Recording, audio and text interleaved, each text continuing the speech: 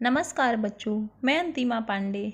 आज हम कक्षा 6वीं की दूसरी इकाई की पाठ क्रमांक 9 वह देश कौन सा है यह कविता पढ़ेंगे।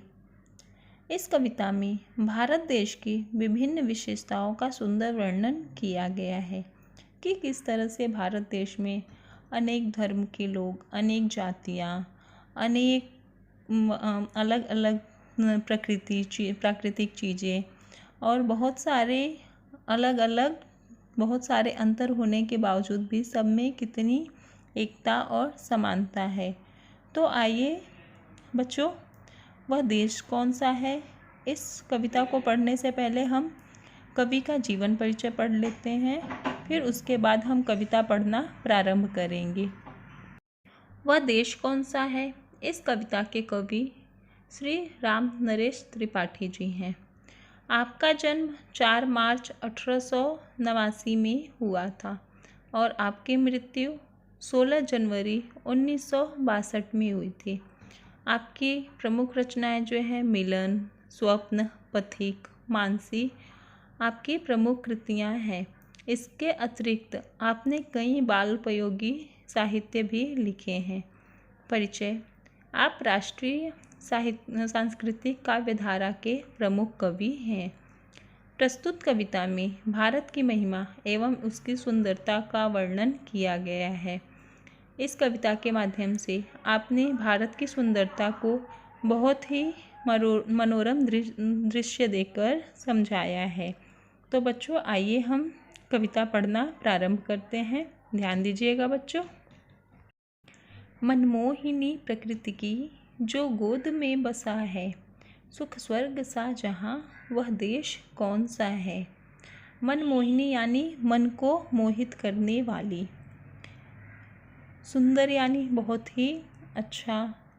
तो कवि इन पंक्तियों के माध्यम से यह बता रहे हैं कि वह देश कौन सा है जो सुंदर, मनमोहक प्रकृति की गोद में बसा हुआ है, जहाँ स्वर्ग जैसा सुख मिलता है। वह देश कौन सा है। जिसके चरण निरंतर रत्नेश धो रहा है, जिसका मुकुट हिमालय, वह देश कौन सा है। रत्नेश यानी समुद्र, सागर, निरंतर यानी सदैव, हमेशा। मुकुट यानी जो हमारे सिर पर ताज होती है, मुकुट होता है, उसे मुकुट कहते हैं। तो कवि कह रहे हैं कि वह देश कौन सा है जिसके चरण को हमेशा, निरंतर, सदैव समुद्र जो है वह धो रहा है, और हिमालय जिसके मुकुट के समान है, यानी जिस देश पर हिमालय का मुकुट हो और समुद्र जो है उनके चरणों को हमेशा सदैव धोता है, वह देश कौन सा है। नदियाँ जहाँ सुधा की धारा बहा रही है, सींचा हुआ सलोना, वह देश कौन सा है। सुधा यानी अमृत, सलोना यानी सुंदर, धारा यानी प्रवाह। तो कवि इन पंक्तियों में कह रहे हैं कि जहाँ नदियाँ हमेशा अमृत जैसे जल बहा रही है, यानी जिसे अनेक नदियाँ अमृत जैसे जल से सींचती हैं, उस सुंदर देश को, वह देश ऐसा कौन सा है, उस सुंदर देश को हमेशा जो है नदियाँ और अपने जल से और भी सिंचित करके और भी सुंदर बनाती है। वह देश आखिर कौन सा है। जिसके बड़े रसीले फलकंद नाज मेवे, सब अंग में सजे हैं, वह देश कौन सा है। कवि कह रहे हैं कि जहाँ पर जगह जगह रसीले फल, सभी प्रकार के अनाज, सब्जियाँ तथा मेवे उत्पन्न होते हैं, जहाँ विविध प्रकार के सुंदर तथा सुगंधित फूल खिलते हैं, वह देश कौन सा है। यानी भारत भूमि पर हमेशा हर एक जगह भारत की भूमि इतनी उपजाऊ है, यह देश ऐसा ही है जहाँ पर सभी चीज़ें उत्पन्न होती हैं। लेकिन वो कह रहे हैं कि यहाँ पर बहुत हर जगह जगह पर रसीले फल, सभी प्रकार के अनाज, सब्जियाँ, मेवे उत्पन्न होते हैं और बहुत प्रकार के सुंदर और सुगंधित फूल भी खिलते हैं। वह देश कौन सा है, ऐसा कवि इन पंक्तियों में पूछ रहे हैं।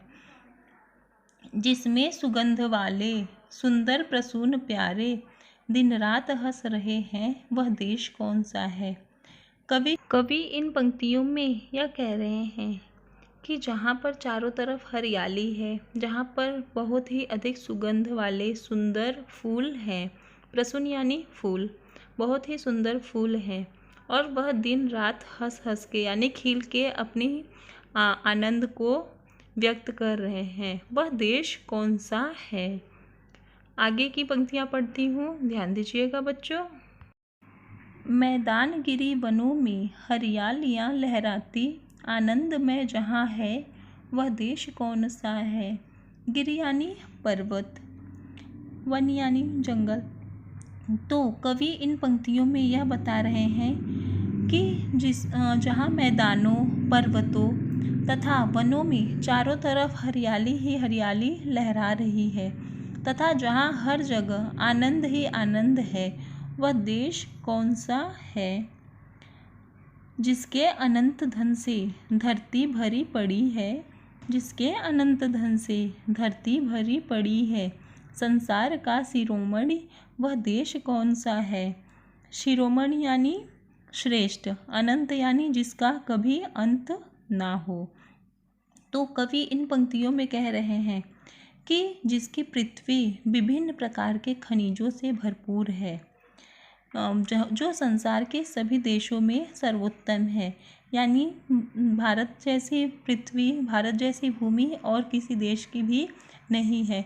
यानी यहाँ पर अनेक प्रकार के बहुत सारे पैदावार होते हैं, बहुत सारे अनाज पैदा होते हैं, बहुत सारे जो भी है हीरे जवाहरात, ये सब भी यहाँ की ही भूमि में पैदा होते हैं। तो कवि इन पंक्तियों में कह रहे हैं कि जिस पृथ्वी की विभिन्न प्रकार के खनिज से भरपूर है जो पृथ्वी, और जो संसार के सभी देशों में सर्वोत्तम है, वह देश कौन सा है। सबसे प्रथम जगत में जो सभ्य था रहेगा, जन जन का दुलारा, वह देश कौन सा है।